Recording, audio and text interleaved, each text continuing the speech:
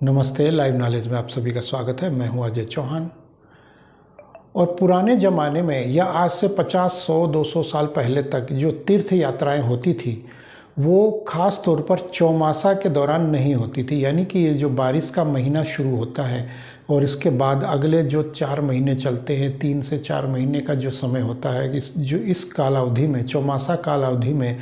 जो तीर्थ यात्राएं आदि होती थी वो उनको स्थगित कर दिया जाता था और दूर दराज की यात्राएं सारी रोक दी जाती थी। और संबंधियों में, परिवारों में या पारिवारिक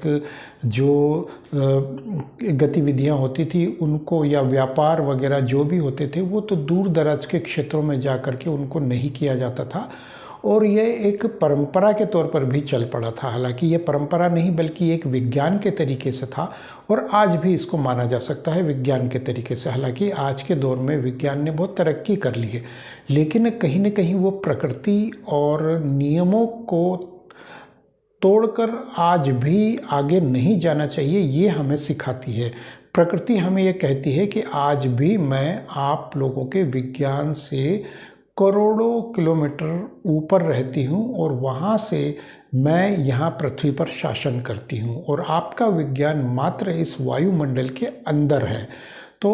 कहीं ना कहीं ऐसा लगता है कि प्रकृति आज भी हमें ही संचालित करती है, इसलिए हमें उसी का जो है पालन करना चाहिए। और उसको देखते हुए हमें आज भी तीर्थ यात्राओं को या फिर किसी भी प्रकार की व्यावसायिक हो या पारिवारिक यात्राएं हो आदि को, या पर्यटन हो, तो उसको हमें कम से कम करना चाहिए या आवश्यकता के आधार पर ही करना चाहिए। क्योंकि आजकल जितना भी हम देख रहे हैं, जगह जगह पहाड़ों में भूस्खलन या फिर बाढ़, बारिश, नदी नाले जितने उफान पर है और जिस प्रकार से पुल ढहे जा रहे हैं और जिस प्रकार से नदियाँ जो है सड़कों को बहा कर ले जा रही है, तो वो कहीं ना कहीं प्रकृति का जो प्रकोप है, जो वो ये कहना चाहता है कि तुम लोगों ने मेरे साथ जो दुराचार किया, जो मेरे साथ अत्याचार किया है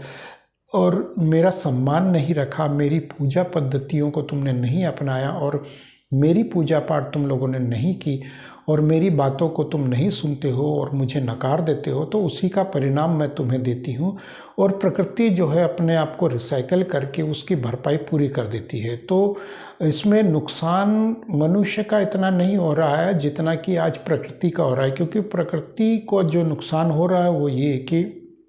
इस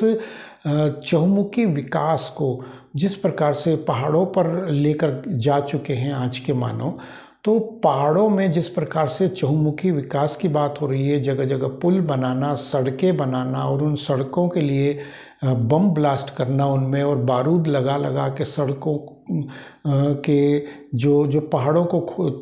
ब्लास्ट से उड़ा करके वहाँ सड़कों का निर्माण करना, तो वो कहीं ना कहीं प्रकृति के लिए नुकसानदायक है। और उससे जंगल और पशु पक्षियों का भी जो बहुत बड़ा नुकसान हो रहा है, पेड़ों को वहाँ हानि पहुँच रही है और उससे जो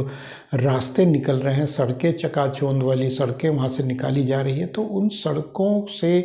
जो है वहाँ पर प्रदूषण भी फैल रहा है, गाड़ियाँ आ जा रही है और वहाँ लोग अय्यासियाँ करने के लिए उसको ज़्यादा से ज़्यादा उन सड़कों का इस्तेमाल करते हैं। और हाई फाई जो है 5 सितारा 4 सितारा होटलें बनने लगी है, गेस्ट हाउस बनने लगे हैं और पहाड़ों में लगातार भीड़ बढ़ती जा रही है। तो उसको देखते हुए कहीं ना कहीं प्रकृति जो है अपने आप को रिसाइकल करती है और कहती है कि तुम जितने भी बड़े बन जाओ, मुझसे ऊपर नहीं जा सकते, मुझसे बड़े नहीं बन सकते। तो हमारे लिए आज ये समस्या यहाँ पर यह आती है कि हम ऐसे में क्या करें। तो हमें यही करना चाहिए कि जो वर्तमान में प्रकृति हमें जो शिक्षा दे रही है, हमें उस शिक्षा को ग्रहण करना चाहिए। और जो आज की जितनी भी प्रगति हो रही है और जो हम कहते हैं कि वहाँ भी सड़कें निकल चुकी, वहाँ भी सड़कें निकल चुकी, तो उन सड़कों को हम नकार नहीं रहे हैं, उस प्रगति को भी हम नकार नहीं रहे हैं, लेकिन कहीं ना कहीं हमें सम्मान प्रकृति का भी करना चाहिए और प्रकृति को हमें आभार जताना चाहिए कि वो रिसाइकल करके अपनी भरपाई करने का प्रयास करती है।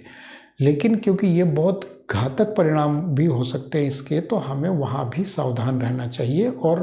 प्रकृति का सम्मान करने के लिए हमें ये करना होगा कि कहीं ना कहीं हमें वृक्षारोपण वगैरह, या जो भूजल स्तर को बढ़ाने के लिए, या फिर हमें जो है पहाड़ों में जिस प्रकार से आजकल अंधाधुंध जो है पुलों का निर्माण या सड़कों का निर्माण या बारूदी सुरंगों से सड़कें जो चौड़ी की जा रही है या सड़कें जो पानी में बह रही है, तो उनका कहीं ना कहीं हमें जो है आवाज़ उठानी चाहिए कि इतना हमें प्रगति नहीं चाहिए, इतना हमें जो है विकास नहीं चाहिए, हमें इतना अधिक विकास नहीं चाहिए। हम कोशिश करेंगे कि ज़्यादा से ज़्यादा हम ट्रैकिंग करके उन पहाड़ों पर जाएं, और जैसे आज से 50 साल 100 साल पहले तक जो ट्रैकिंग वगैरह होती थी और ज़्यादातर जो पहाड़ों में जैसे कि चार धाम की यात्रा है उत्तराखंड में, या आप हिमाचल की कह लो या अन्य राज्यों की, कश्मीर की भी कह लो, तो ज़्यादा से ज़्यादा जिस प्रकार की जो यात्राएं होती थी उनमें ज़्यादातर ट्रैकिंग करके की जाती थी, और वहाँ पर जो ट्रैकिंग करने में सक्षम होते थे वो लोग ही जा पाते थे। तो आज भी वही स्थिति है कि यदि कोई जाना चाहता है तो उसको ट्रैकिंग करके ही जाना चाहिए, ना कि वहाँ मंदिरों के या धार्मिक स्थलों के बिल्कुल दरवाजे के सामने तक, गेट के सामने या उसके प्रांगण के सामने तक सड़क निकाली जाए, क्योंकि ये धर्म स्थलों का भी अपमान है और इसके अलावा प्रकृति का भी अपमान है और हमारे धर्म का और हमारे अध्यात्म का भी अपमान है। तो हमारे सामने एक सीख है कि पांडवों ने स्वर्गारोहण जब यात्रा की थी, जब तीर्थ के लिए वो निकले थे, या जो जैसे वो अपने यात्रा के लिए निकले थे, तो वो वहाँ से पैदल मार्च करके ही निकले थे और वो पैदल ही वहाँ से गए थे और पूरा उत्तराखंड उन्होंने, और जो भी यात्राएं उन्होंने की थी वहाँ तक, तो वो पूरा पैदल मार्ग से गए थे। तो हमारे लिए भी ये बनता है कि हम ज़्यादा से ज़्यादा ऐसी यात्राओं को पैदल तरीके से करें और प्रकृति का सम्मान करें और प्रकृति से रूबरू हों। तो जिस तरीके से हम एक शहर से दूसरे शहर जाते हैं तो हमें एक नई संस्कृति और एक नए पहनावे, खान पान और पानी आदि का हमें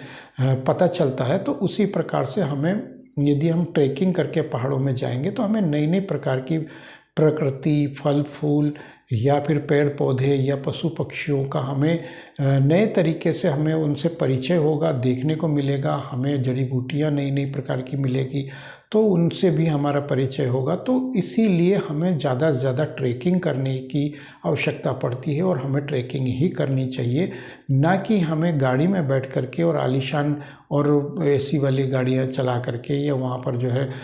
तेज़ आवाज़ में म्यूज़िक बजाते हुए और हमें धूम धड़ाम करते हुए और अय्याशी करते हुए, दारू वगैरह पीते हुए वहाँ जाना चाहिए ऐसे स्थानों पर, क्योंकि हमारे लिए हमारा ही धर्म हमारे लिए मान्य रखता है। अन्य धर्मों को हम अगर नकारते हैं तो हमें उसका सम्मान भी करना चाहिए, हमें अपने धर्म का, न कि सिर्फ वहाँ पर पर्यटन के लिए जाए। तो हमें ये देखना होगा कि हमें अपने धर्म का सम्मान कैसे करना है और हमें ही ये इन चीज़ों का, इन धर्मों का, इन नियमों का पालन करना होगा और प्रकृति का सम्मान भी करना होगा, क्योंकि हमारे ही धर्म में एकमात्र प्रकृति की पूजा है और प्रकृति का सम्मान है। तो उसको क्यों ना हम सामाजिक स्तर पर उसका सम्मान करें और उसको अन्य लोगों तक भी लेकर के जाए। तो ये थे मेरे आज के विचार। मिलते हैं अगली वीडियो में। यदि आप लोग मेरे इन विचारों से सहमत हैं तो मेरे इस चैनल को सब्सक्राइब जरूर करें, क्योंकि ऐसे ही विचारों के आधार पर मैं इस चैनल पर आता रहता हूँ। तो मिलते हैं अगली वीडियो में, तब तक के लिए जय श्री राम।